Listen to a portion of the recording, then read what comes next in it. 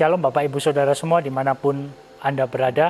Pada kesempatan kali ini, mari kita membuka dari kebenaran firman Tuhan. Dan saya percaya walaupun ini kedengarannya ini sudah biasa kita dengar, ini sudah biasa kita sering banget kita dapat dari khotbah-khotbah, tapi old is gold ya kadang ya. Yang tua itu, yang klasik malah tetap nilainya masih nggak lekang oleh zaman. Saya ingin berbagi tentang dasar-dasar kekristenan di sini yang sebetulnya kita sering kali terdengar simpel, tapi kalau kita mengaplikasikan di setiap fase dalam kehidupan kita akan menjadi hal yang luar biasa. Jadi pada waktu awal-awal semuanya ada dasarnya, tapi kalau saya mau share sebenarnya ada 5 hal yang menjadi dasar dari kekristenan. Kita akan bahas satu-satu. Yang pertama, sola gratia, hanya oleh kasih karunia. Yang kedua, sola fide, hanya oleh iman. Yang ketiga, sola scriptura, hanya oleh kebenaran firman Tuhan. Yang keempat, sola Christo, hanya oleh Kristus. Dan yang kelima, soli deo gloria, hanya untuk kemuliaan Allah. Ini kelima fondasi yang menjadi kekristenan kita. Ini 5 fondasi yang menjadi dasar hidup orang percaya, bahwa kita diselamatkan hanya oleh kasih karunia. Tidak ada perbuatan baik manusia, tidak ada amal ibadah manusia yang bisa menyelamatkan manusia. Sola gratia. Bagaimana kita mengakses sola gratia ini? Bagaimana kita mengakses kasih karunia ini? Hanya oleh iman kepada Kristus, sola Christo. Bagaimana kita mendapatkan kebenaran tentang iman, tentang Kristus? Sola scriptura. Hanya oleh firman Tuhan, hanya oleh kebenaran firman Tuhan. Dan semua itu dirangkum bukan untuk kemuliaan kita, tapi untuk kemuliaan Allah. Di sola gratia kita tahu Efesus 2 ayat 8 sampai 9, sebab karena kasih karunia kamu diselamatkan oleh iman. Itu bukan hasil usahamu, tetapi pemberian Allah. Itu bukan hasil pekerjaanmu, jangan ada orang yang memegahkan diri. Wow, ini hal yang luar biasa bahwa kita diselamatkan hanya oleh kasih karunia. Tidak ada perbuatan baik manusia yang bisa membuat manusia diselamatkan. Oleh sebab itu Bapak Ibu Saudara semua, mari kita pada masa-masa sulit seperti ini tetap bergantung kepada kasih karunia, tetap bergantung kepada Tuhan. Bukan karena hasil usaha kita. Kita tahu bahwa manusia kemudian jatuh ke dalam dosa. Kalau ada bahasa teologi yang sering dikemukakan, total depravity, kerusakan total. Sehingga manusia itu secara total sudah rusak. Manusia masih punya potensi untuk berbuat kebaikan, tapi kebaikannya sudah dikorupsi oleh dosa. Sehingga tidak ada standar kebaikan manusia yang bisa mencapai Allah. Oleh sebab itu dibutuhkan Yohanes 14 ayat 6. Akulah jalan, kebenaran, dan hidup. Dibutuhkan satu pribadi. Dan hanya Kristuslah perantara kita, yang membuat kita bisa dalam tanda kutip mencapai standarnya Tuhan. Bukan karena kuat gagah kita, bukan karena kebenaran kita, tapi karena kebenaran Kristus. Ini rasanya pembahasan yang sangat rumit, tapi prakteknya berapa banyak kali kita dengar, terutama kalau saya boleh beri istilah ya, dalam tanda kutip Injil-Injil modern. Injil-Injil modern tuh sering memberi banyak tanda plus. Wah, kamu bisa diselamatkan karena kasih karunia plus perbuatan baik. Kamu itu bisa diselamatkan kalau kamu bergantung pada kasih karunia plus kamu bisa berbahasa roh. Kamu plus bisa menyembuhkan, plus bisa berdoa dengan baik, plus, dan banyak plus. Sehingga kita kadang kehilangan inti kekristenan, bahwa nggak ada plus, hanya oleh kasih karunia. Oleh sebab itu Bapak Ibu Saudara semua, mari kita bergantung kepada kasih karunia-Nya yang bisa diakses melalui iman, dan hanya iman kepada Yesus Kristus.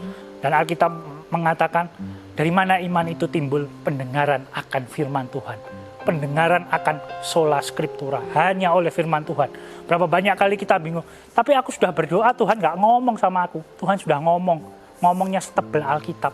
Pertanyaannya, maukah kita membaca Alkitab? Dan kita hidup hanya oleh iman. Oleh sebab itu Alkitab berkata, kita hidup, orang benar hidup karena iman. Dan bagaimana sih ekspresi iman itu? Bagaimana sih ekspresi keimanan kita? Berapa banyak kali kita sebagai orang Kristen, aku mau percaya Tuhan karena saya beriman, plus Tuhan memberi saya mujizat. Saya mau beriman kepada Tuhan karena saya beriman, plus Tuhan memberkati saya, plus Tuhan ngasih berkat sama saya, ngasih umur panjang, ngasih kesehatan sama saya. Padahal Alkitab dengan jelas iman timbul karena pendengaran akan firman Allah. Bukan iman timbul karena Tuhan memberi kita mujizat. Iman timbul karena Tuhan baik sama kita. Bahkan kalau seolah-olah Tuhan tidak menolong kita, iman kita kepada Tuhan hendaknya tidak luntur. Saya mau kasih pembacaan ayat di sini. Habakuk 3 ayat 17-19. Saya percaya ini ekspresi iman yang harusnya kita semua miliki. Sekalipun pohon ara tidak berbunga, pohon anggur tidak berbuah, hasil pohon zaitun mengkecewakan, sekalipun ladang-ladang tidak menghasilkan bahan makanan, kambing domba terhalau dari kurungan, dan tidak ada lembu sapi dalam kandang. Namun aku akan bersorak-sorak di dalam Tuhan, beria-ria di dalam Allah yang menyelamatkan aku. Allah Tuhanku itu kekuatanku. Ia membuat kakiku seperti kaki rusa. Ia membiarkan aku berjejak di bukit-bukitku. Ini ekspresi iman yang menurut saya ekspresi iman yang luar biasa. Berapa banyak kali aku mau percaya sama Tuhan karena Tuhan memberkati aku. Aku mau percaya sama Tuhan karena Tuhan kasih mujizat sama aku. Tapi saya mau katakan iman kita hendaknya teguh. Bahkan kalau kita sedang mengalami masa-masa sulit, aku tetap akan beriman sama Tuhan. Aku tetap akan mengucap syukur. Sama seperti Ayub, dia dipaksa sekelilingnya untuk mengutuki Tuhan, tapi dia enggak mengutuki Tuhan. Sehingga apapun yang terjadi dalam kehidupan kita, baik itu mujizat, baik itu terobosan, saya bersyukur. Tapi andai kata tidak pun, iman saya kepada Tuhan tidak akan luntur. Karena iman saya timbul karena pendengaran akan firman Tuhan. Iman saya timbul karena firman Tuhan. Sehingga Bapak, Ibu, Saudara semua, dimanapun Anda berada, saat Anda mendengarkan firman Tuhan ini, marilah kita belajar Alkitab lebih lagi. Mari kita perbanyak membaca Alkitab. Wah, kita akan melihat Alkitab adalah kitab yang luar biasa. Dan dari situ iman kita akan timbul. Sama seperti Sadrah, Meshach, Abednego. Kalau Tuhanku mau menyelamatkan aku, dia bisa selamatkan aku dari dapur api. Tapi kalau Tuhan nggak mau menyelamatkan aku pun, Tuhan nggak mau menyelamatkan kami, imanku sama Tuhan nggak akan luntur. Saya tetap tidak akan menyembah berhala. Sehingga baik dalam posisi good, dalam posisi bad, kita tetap beriman kepada Tuhan. Oleh sebab itu ada istilah yang tadi saya sempat share, sola fide, hanya oleh iman. Dan iman itu timbul hanya karena pendengaran oleh firman Tuhan.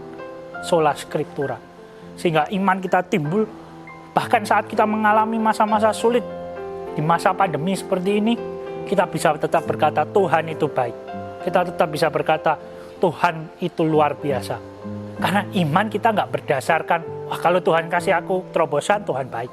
Enggak. Kalau Tuhan rasanya terus-menerus menolong kita, Tuhan itu baik.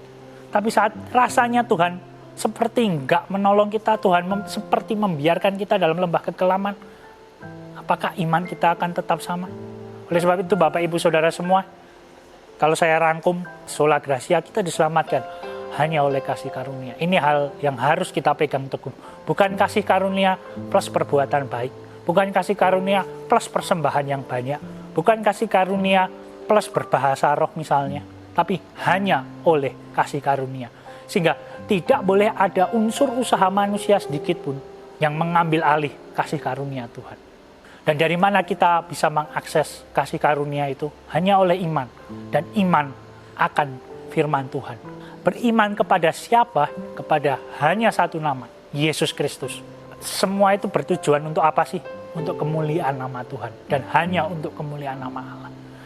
Sehingga saat kita ada di masa sulit seperti ini, saat rasanya kita nggak menghadapi terobosan, Tuhan masih punya rencana untuk kita memuliakan nama Tuhan. Dengan kita memegang teguh iman kita, dengan kita memegang teguh pengharapan kita di dalam Tuhan. Sehingga sama seperti yang Paulus bisa katakan, saya nggak tahu itu ekspresi iman yang luar biasa. Karena bagiku hidup adalah Kristus dan mati adalah keuntungan. Kalau aku hidup memberi buah. Wow, iman yang luar biasa. Saya berharap kita punya fondasi yang kuat di dalam Kristus di tengah masa-masa sulit seperti ini. Tuhan Yesus menyertai Bapak, Ibu, Saudara semua. Mari kita berdoa. Tuhan, terima kasih Tuhan untuk pendengaran akan firman-Mu Tuhan. Biarlah melalui pendengaran akan firman-Mu iman kami ditumbuhkan, iman kami diperkuat. Dan kami percaya Tuhan, Engkau yang menyertai kami Walaupun Engkau rasanya nggak menolong kami, tapi kami percaya Engkau tetap Allah yang baik. Engkau Allah yang maha tahu segala rancangannya. Mungkin kami nggak tahu akan berakhir seperti apa, tapi tetap rancangan-Mu yang terbaik Tuhan. Kami serahkan hidup kami, masa depan kami, ide-ide kami, segala kreativitas kami, segala potensi kami ke dalam tangan-Mu Tuhan. Biarlah kami Tuhan menjadi anak-anak-Mu yang luar biasa Tuhan. Terus jagai kami, beri kami hikmat dalam setiap kami mengambil keputusan Tuhan. Dan biarlah kami terbukti menjadi orang Kristen yang bisa bertahan di tengah masa-masa sulit. Engkau Tuhan yang beserta dengan kami, dan kami percaya Tuhan, semua hanya untuk kemuliaan nama-Mu, bukan untuk kemuliaan kami Tuhan. Biarlah kami hidup menjadi alat-Mu, menjadi terang dan garam-Mu Tuhan. Terima kasih Tuhan, terima kasih Yesus. Di dalam nama Tuhan Yesus Kristus, kami berdoa dan mengucap syukur. Haleluya. Amin.